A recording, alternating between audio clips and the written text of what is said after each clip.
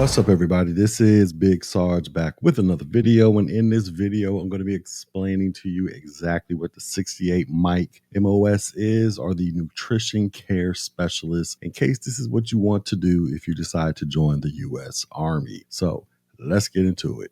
When most people think of the Army, their minds immediately go to tanks, helicopters, or intense combat training. But not all heroes wear camouflage and carry rifles. Some wear scrubs, push food carts, and ensure soldiers are fueled up and mission ready. So welcome to the world of the 68 mic, or the nutrition care specialist. So what does the 68 mic actually do? And is this a good MOS for someone interested in nutrition? Well, let me go ahead and break all of this down for you. So let's go.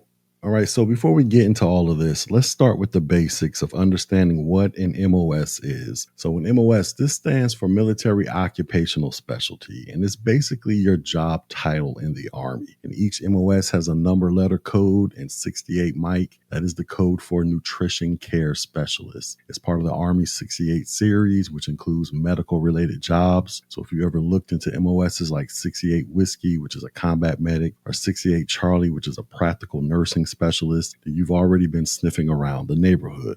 All right, so let's talk about a 68 mic and exactly what do they do. Well, the job of 68 mic is to assist in providing nutritional care and dietary support to soldiers, retirees, and their family members. They work directly under registered dietitians, helping plan meals, educate patients about proper nutrition, and sometimes even preparing special therapeutic diets. In simpler terms, you basically help people eat right so that they can feel right, whether they're recovering in a hospital, training hard, or just needing a dietary tune-up. And here's what a typical 68 mic might do. So they might interview patients to understand their dietary needs, create meal plans tailored to specific medical conditions, monitor patients' nutritional progress, assist in food preparation, especially in medical settings, educate soldiers on how to eat for performance and recovery, and work in military hospitals, clinics, or field settings. So basically, it's an awesome mix of science, healthcare, and practical service.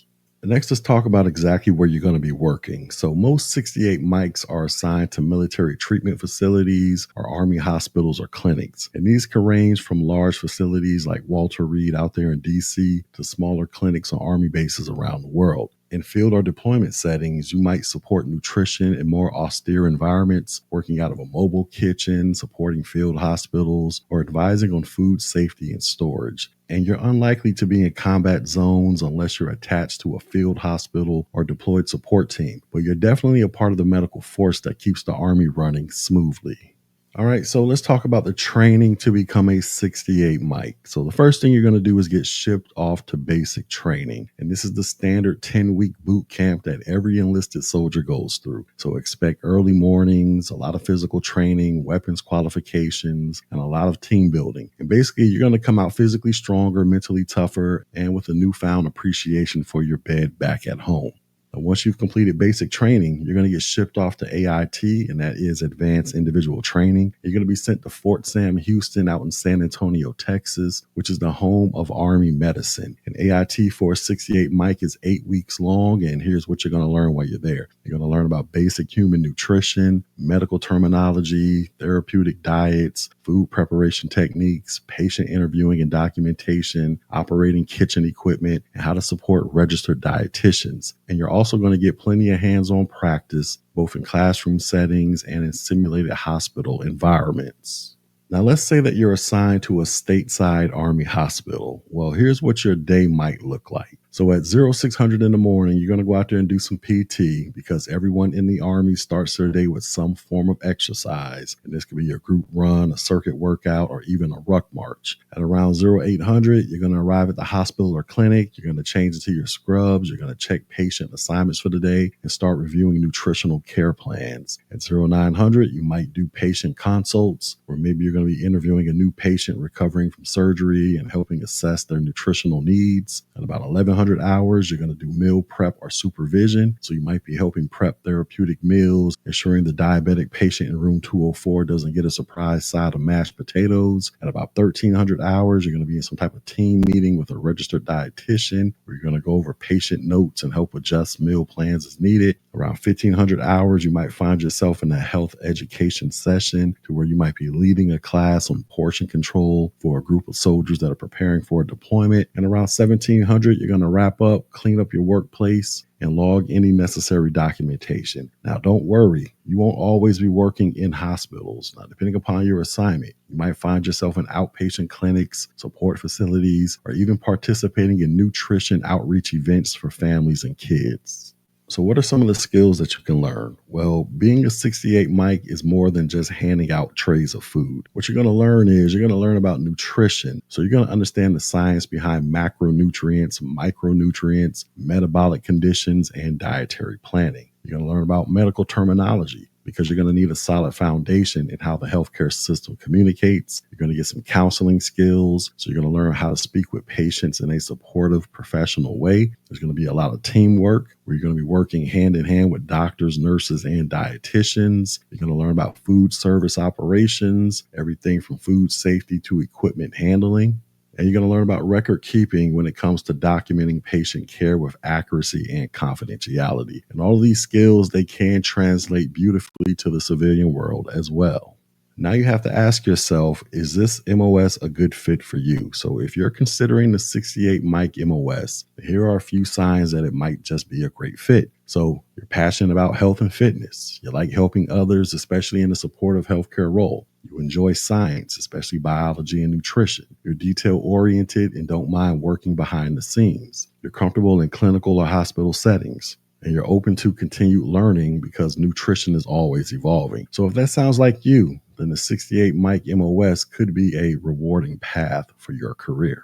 All right, so let's talk about some civilian career opportunities after the Army. So one of the biggest perks of being a 68 mic is how transferable your skills are, because you can basically walk out of the Army after 4 years with real world experience, a security clearance, and healthcare know-how. And here are some of the job titles that you could pursue. So you could become a dietetic technician, a nutrition assistant, a food service supervisor, a health coach, a wellness consultant, or a hospital nutrition coordinator. Now, if you pair your Army experience with a civilian credential, like becoming a registered dietetic technician, then your resume can become even stronger. And you can also take advantage of your GI Bill to go back to school and earn a degree in dietetics, nutrition, nursing, public health, or even healthcare management.